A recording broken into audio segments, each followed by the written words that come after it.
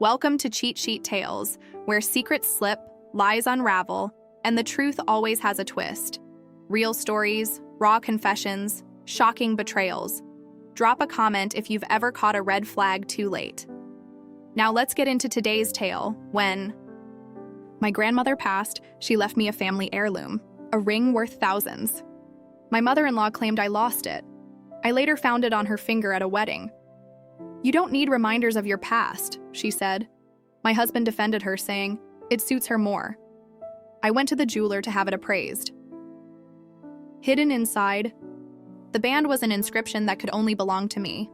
And when I showed it to the police, they told me my grandmother died last year. Quietly, no drama, no hospitals. Just passed in her sleep, in the house she lived in for 60 years. She was the strongest person I ever knew. Her name was Lisa, and she raised me for most of my life after my parents died in a fire when I was 12. When she passed, I didn't cry right away. It hit in waves. One minute I was helping arrange the funeral. The next, I was on the floor in my closet, hugging the sweater she always wore on Sundays. She left me one thing in her will. Not money, not a car, just a ring. It was sapphire, deep blue, set in rose gold with little etchings along the side. It had been passed down for generations.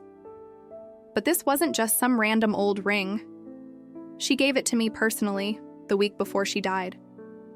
She held my hand and told me I reminded her of her mother. She said I had a quiet fire inside me and I earned it. I kept it in my dresser under a stack of old socks, wore it only on days that mattered. And then it disappeared. A few months after the funeral, we had Jake's family over. That's my husband. His mom, Iris, came too. She always finds a way to make the visit about her.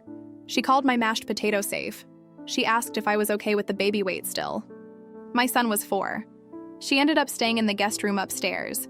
Said her back was hurting from the drive. Fine, whatever. I didn't notice the ring was missing until about 2 weeks after they left. I was cleaning out the drawer and stopped. It wasn't there. My stomach flipped. I tore through everything. Every drawer, every corner, even under the bed and behind the heater. I checked the kitchen, my coat pockets. Nothing. I asked Jake if he'd seen it. He didn't even look up from his phone. "Maybe you moved it and forgot." "I didn't." He shrugged. "Then it's probably just gone. It's not like it was worth a fortune." That pissed me off. He knew what it meant. When I suggested maybe his mom had taken it, he lost his patience. "Are you serious? You think my mother stole from you?" "I didn't say that. She was staying in that room." He scoffed. "That's insane. You're being paranoid." So I let it go, at least on the surface, but I couldn't stop thinking about it. Fast forward a few months. Jake's cousin got married in the early summer. A big fancy wedding near Lake Erie. I put on a nice navy dress, nothing flashy. Iris showed up in a tight white gown with rhinestones all over the sleeves. Who wears white to someone else's wedding? She also wore my ring. I was getting a drink when I saw it. She reached up to push her hair back, and there it was. Sapphire. Same cut, same rose gold, even the same faint scratch along the band that I remember from when I dropped it years ago. I froze. It felt like all the sound got sucked out of the room. When I told Jake, he looked at her hand. "It's similar," he said, "but you don't know it's yours." "I do," I said. "I know that ring." He paused. "She said she bought it in New York, I think." Honestly, it suits her more. Those words hit harder than they should have. I didn't speak to him for the rest of the night. I waited until Iris left town to act. She was visiting her sister for the week. So I drove to the jeweler my grandmother always used in Cleveland. The guy was in his 70s, maybe older, but he remembered her. Said she used to come in with cookies.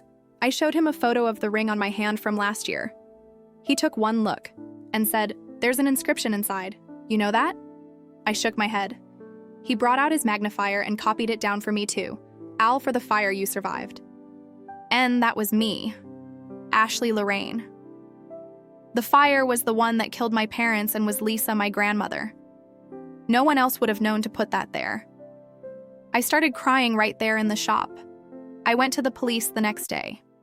I showed them the will, the picture, the appraisal from the jeweler, the note with the inscription. The officer listened carefully. He didn't laugh or blow me off. He said, if what I was saying was true and the inscription matched, then there was a good chance this was theft. They asked for Iris's contact information. I gave them everything. They brought her in the next day. At first, she acted confused. A ring I bought? This ring? She said, it's mine. Then they mentioned the inscription. Her face changed. She said she found it abandoned in the guest room, that I must not have cared about it if I left it behind, that she just rescued it. The officer told her that was still theft. Possession doesn't override intent. She was arrested for possession of stolen property. Jake exploded when he found out. You called the police on my mother? She stole from me. You didn't believe me. She's your family. You're destroying this family. No, she did that when she took it. You helped when you defended her. He slammed the door so hard it shook the hallway. I packed a bag and took our son to stay with my sister. I didn't feel safe staying in that house anymore. Not with someone who looked me in the eyes and said a stolen heirloom suited her more. A few days later, Jake sent me a text. You happy now? She's suing you for defamation. I didn't reply. I was already talking to a lawyer. I wasn't backing down. After Iris got arrested, things moved fast. Too fast. 2. Her lawyer filed a defamation suit against me within a week. Said I'd publicly accused an innocent woman of theft, that I ruined her social standing and caused her emotional distress. I read the papers in disbelief. The same woman who wore my ring to a family wedding and smiled like she was royalty now claimed I ruined her life. My lawyer, Mr. Travers, was calm about it. Older guy, gray hair, serious eyes. This isn't about money, he said. It's about control. She wants to scare you into backing off. He was right. But I wasn't backing off. What really tore me apart, though, was Jake. He moved back in with his mother the same week I left, took the dog with him, told me he needed space. Then he blocked me on everything but email. That's how he told me he was considering filing for custody of our son. I stared at the screen for what felt like hours. My hands were shaking. We'd never fought like this before, never screamed, never called each other names. I thought we were strong enough to weather things. But this wasn't a fight. This was betrayal. I sent one reply. If you try to take my son, because your mother got caught stealing, I will fight you in court until the day I die. He didn't reply. Then a week later, I got a call from my sister while I was at work. Turn on the news, she said. There was Iris standing in front of her house crying into a microphone, her lawyer beside her. This has been a nightmare, she said. My daughter-in-law has torn this family apart. I loved her like a daughter. I just wanted to help her move on from her grief. She's unstable. She needs help. Unstable. I nearly threw the remote at the TV, but then I saw something else. Behind her, barely visible through the front window, was Jake holding a woman. Not just any woman, Jenny, his ex. I felt like the floor dropped under me. Jenny, the one he always said was crazy, who never got along with his family, who made everything a competition. And now she was standing in my house with my husband, while his mother cried on the news about how I destroyed everything.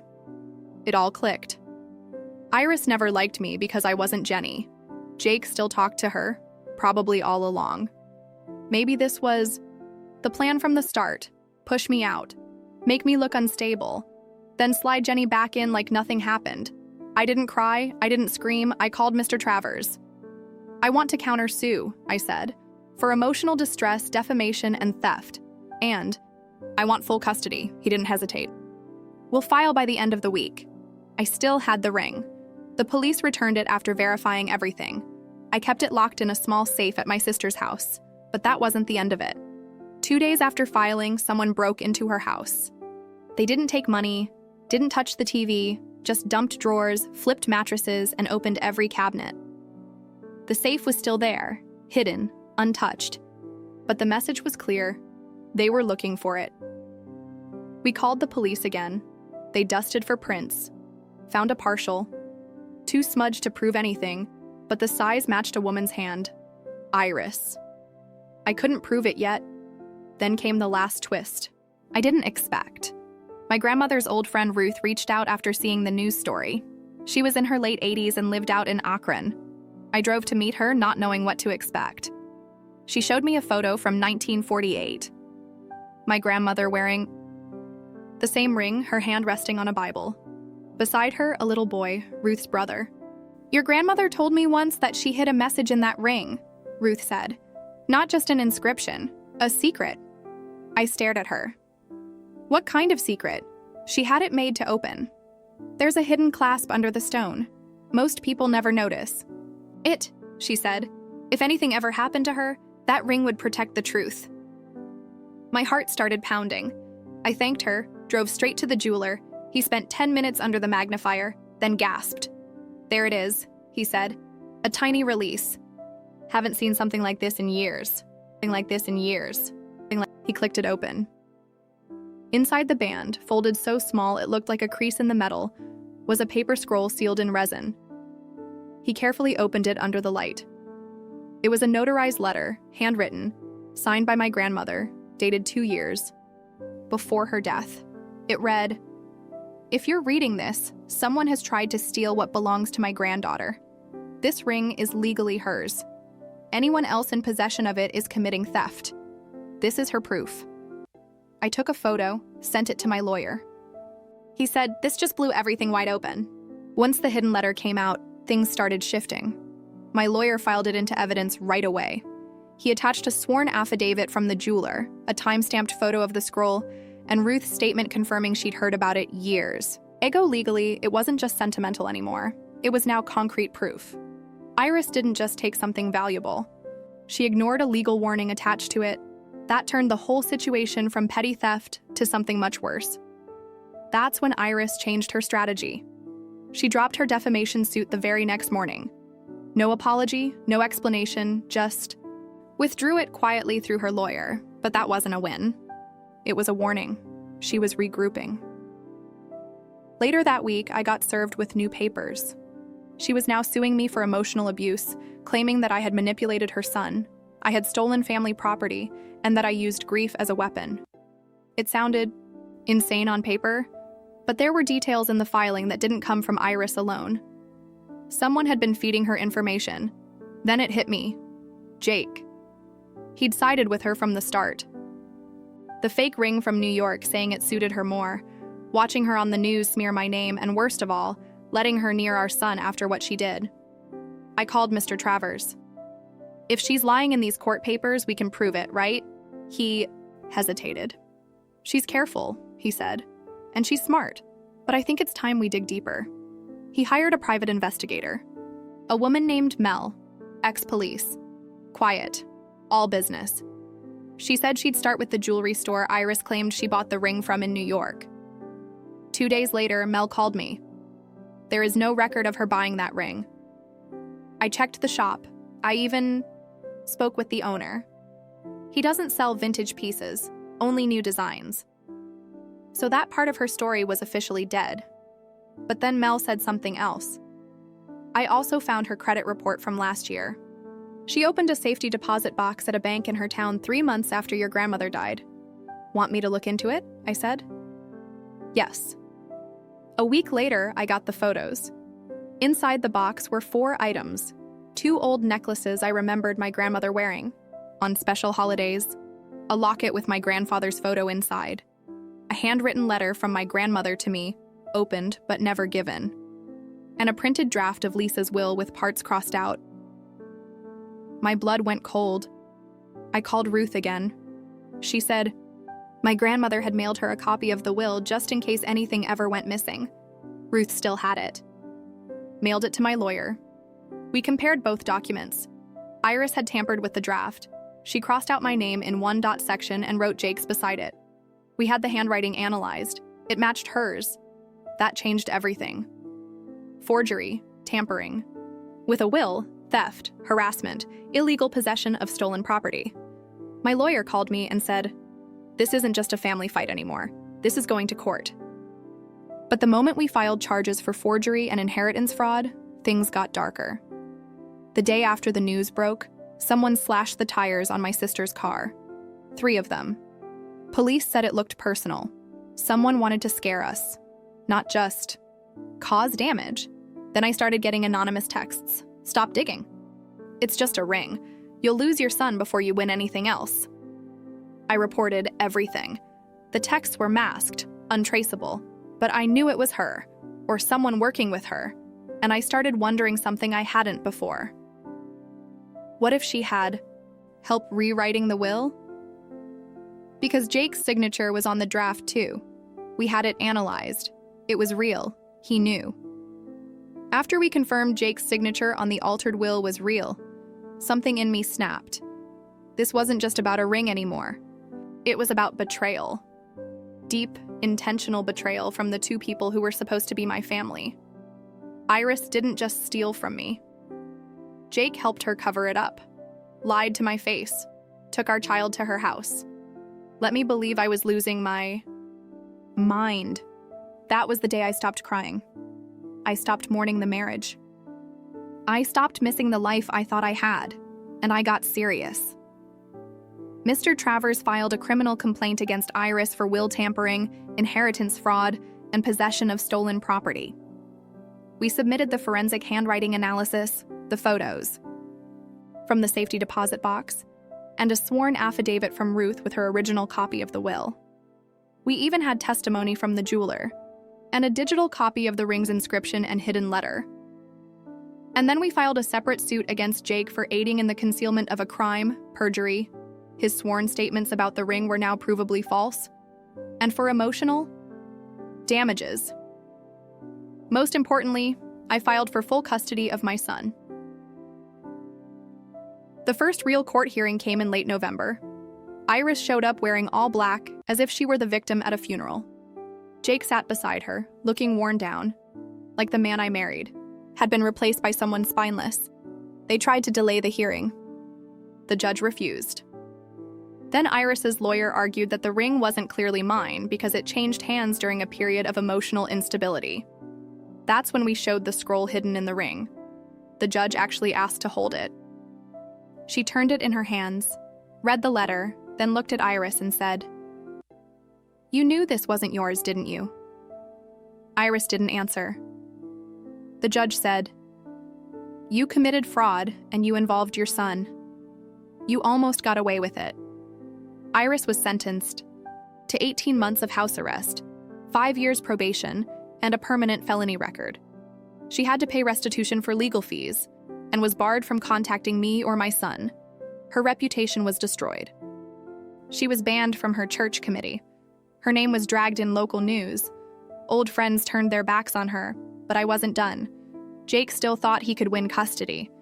That's what his lawyer pushed for, claimed I was emotionally unstable, and tried to paint me as vindictive. Then my lawyer showed the court the forged will with Jake's signature.